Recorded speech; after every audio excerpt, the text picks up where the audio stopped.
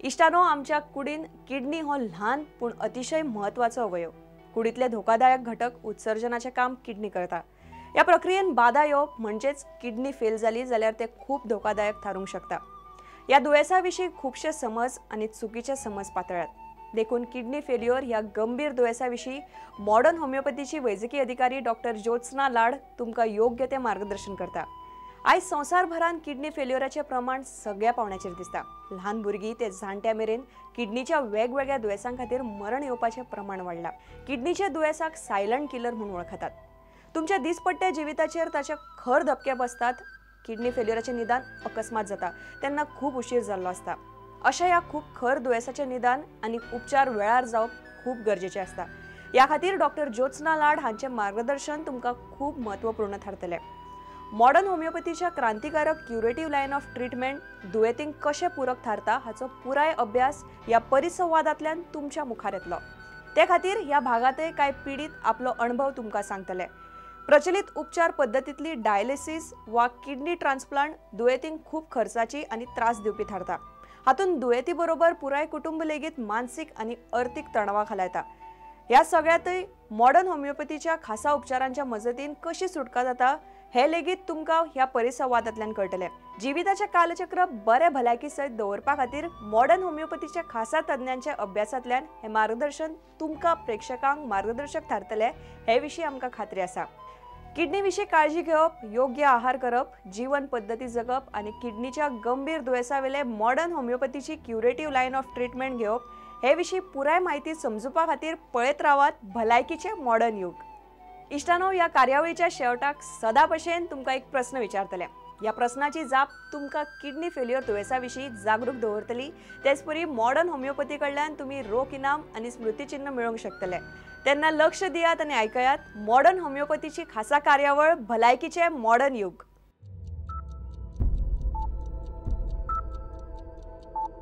जन्म आणि मृत्यू या दोन बिंदूंमधील अंतर म्हणजे जीवन होय. एका बिंदूकडून दुसऱ्या बिंदूकडे मार्गक्रमण करत असताना मनुष्य आपलं ध्येयनिष्ठ जीवन जगत असतो. जीवनाच्या या प्रवासात आजाररूपी अडथळे निर्माण होतच असतात. हेच अडथळे दूर करून जीवनगती निर्धोक राखण्यासाठी आधार देतं मॉडर्न होमिओपॅथी. चला तर मग जाणून घेऊया मॉडर्न होमिओपॅथी.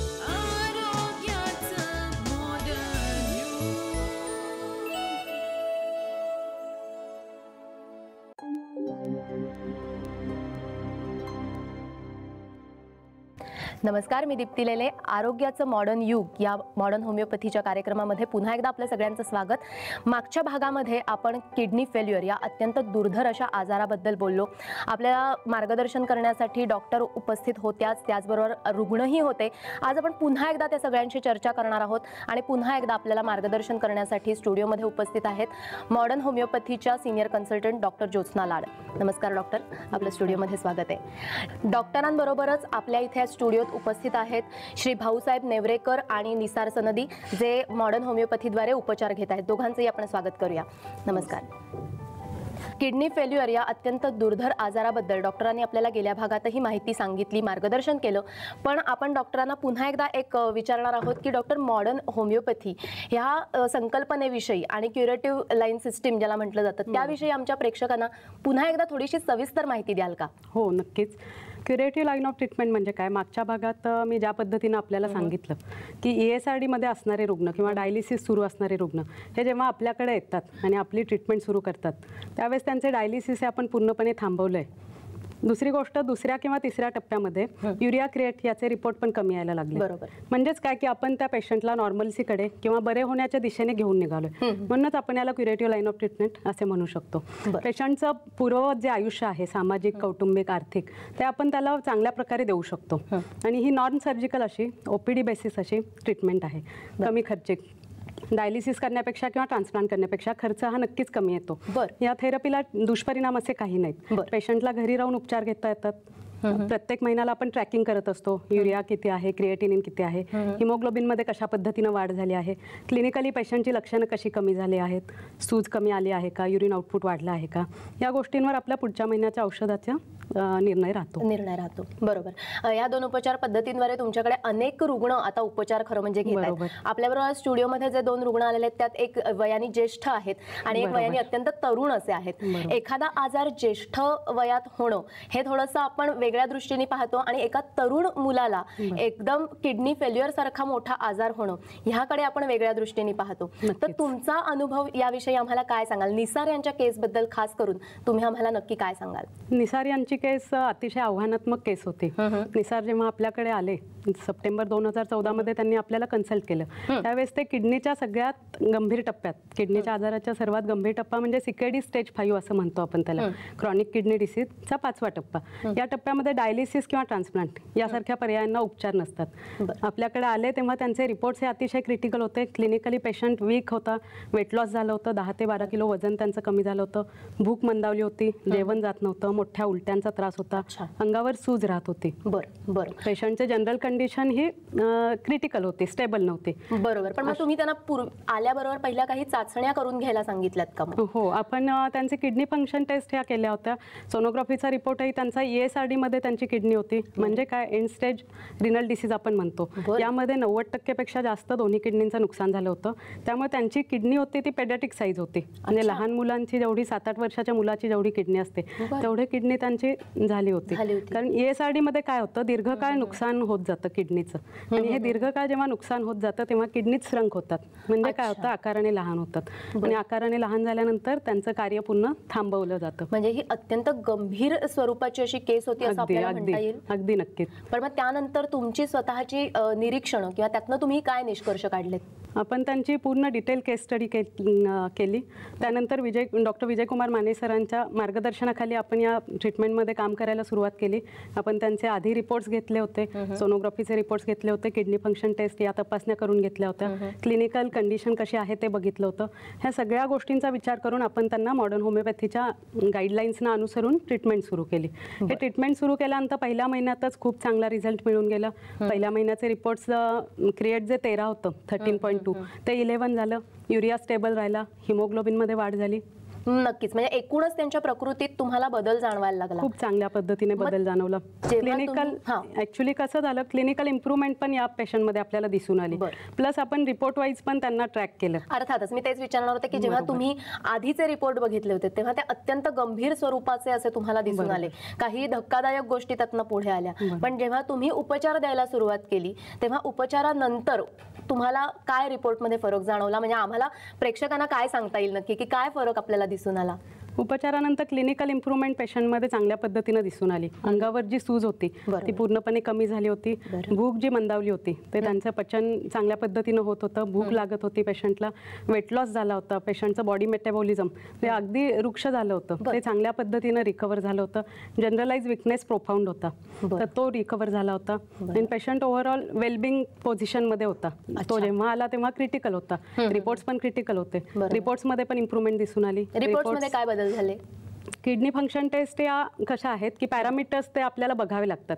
युरिया किती आहे, क्रिएटिनिन किती आहे. क्रिएटिनिन बघितल्यानंतर आपल्याला काय कळतं की या पेशंटची किडनी कितपत काम करायला लागली. क्रिएटिनिन ज्या अर्थी कमी आलं, युरिया ज्या अर्थी कमी आला, त्या अर्थी हे किडनीचे इम्प्रूव्हमेंट, फिल्ट्रेशन इम्प्रूव्ह झाले याचंच इंडिकेशन ते होतं. आणि किडनी जसं फिल्टर म्हणजे किडनी काम करायला लागली हे या तपासण्यांती आपल्याला सांगता येईल.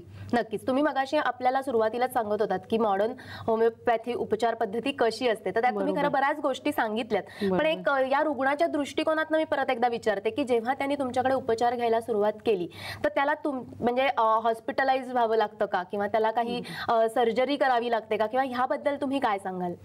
हॉस्पिटलायझेशनची गरज तशी पडली नाही या रुग्णासाठी. आपल्याला OPD बेसिस ही ट्रीटमेंट त्यांना देता आली. तोंडावाटे घेतल्या जाणाऱ्या गोळ्यांचा कोर्स होता तो. फक्त पेशंटनी त्या गोळ्या प्रॉपर वेळेवर, ज्या वेळा सुचवलेल्या आहेत त्या वेळेवर घेणं अत्यंत गरजेचं आहे. त्याच्यावर जे पथ्य सांगितलं जातं, स्पेशली रिनल डाएट म्हणतो आपण त्याला, हे रिनल डाएट पेशंटनी फॉलो करायचा असतो आणि कंटिन्युअस डॉक्टरांच्या गायडन्स खाली राहायचं असतं. म्हणजे मी त्यांना कंपल्सरी सांगितलं होतं की आठवड्यातून तुम्ही एखादा फोन कॉल करून सांगत चला तुमची क्लिनिकल कंडिशन कशी आहे किंवा बाकी बाकीचे काही त्रास आहे का, या पद्धतीनं आपण ती केस पूर्ण प्रत्येक अल्टरनेट डेला ट्रॅक करत आपण हे रिझल्ट घेतले आहेत 1 महिन्याच्या अंती. डॉक्टर ज्योत्स्ना लाड आपल्याला किडनी फेल्युअर या दुर्धर आजाराविषयी खूप छान मार्गदर्शन करतायत. रुग्णही आपल्याबरोबर इथे आहेत, तेही त्यांचे अनुभव आपल्याला सांगणार आहेतच. पण आत्ता वेळ झाली आहे ब्रेकची. आरोग्याचं मॉडर्न युग या कार्यक्रमात घेऊया एक छोटासा ब्रेक. सल्ला व मार्गदर्शनासाठी खालील क्रमांकांवर मिस कॉल करा. 703-883-3881, 703-883-3882.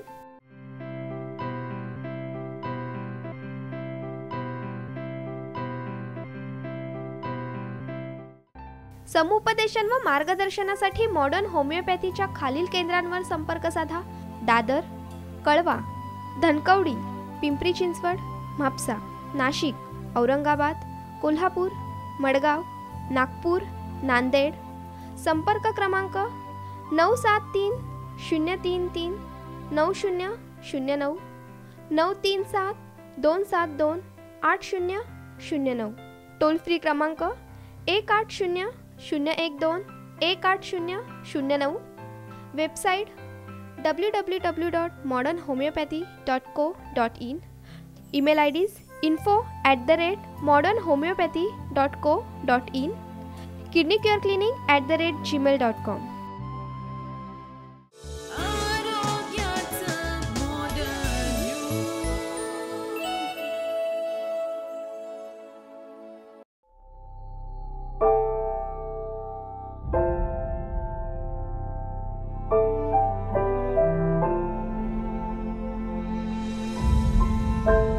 मी स्त्री आहे आणि स्त्री असते भविष्यकाळ कुटुंबाचा, समाजाचा, देशाचा. तिचं आरोग्य म्हणूनच महत्वाचं. परंतु दुर्दैवानं ब्रेस्ट कॅन्सर हा गंभीर आजार आपल्या देशातील महिलांना वेगाने गाठत आहे. त्यांचं करिअर, जीवन उद्ध्वस्त करीत आहे. आपल्या सर्वांना हे थांबवायचं आहे आणि आपण हे थांबवू शकतो मॉडर्न होमिओपॅथीच्या सहाय्यानं. Modern homeopathy, the curative line of treatment.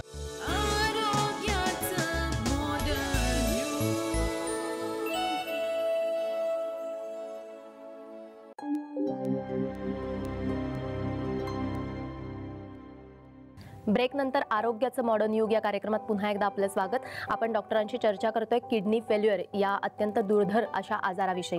Doctor, मला असं विचारायचं आहे की किडनीचे हे आजार आपल्याला झालेले फार उशिरा कळतात असं आपण म्हटलं, पण हे आजार असे अनुवंशिक रीतीने कोणाला होऊ शकतात का? किडनीचे काही आजार हे अनुवंशिक पण आहेत. त्यामध्ये PKD म्हणजे पॉलिसिस्टिक किडनी डिसीज हा आजार अगदी प्रामुख्यानं आपल्याला सांगता येईल. यामध्ये काय होतं, जेव्हा सोनोग्राफी करतो आपण एखाद्या पेशंटची, त्यावेळेस असंख्य असे सिस्ट किडनीमध्ये, दोन्ही किडनीमध्ये आपल्याला दिसून येतात. या सिस्टमुळे काय झालेलं असतं की किडनीच्या कार्यक्षमतेवर परिणाम झालेला असतो.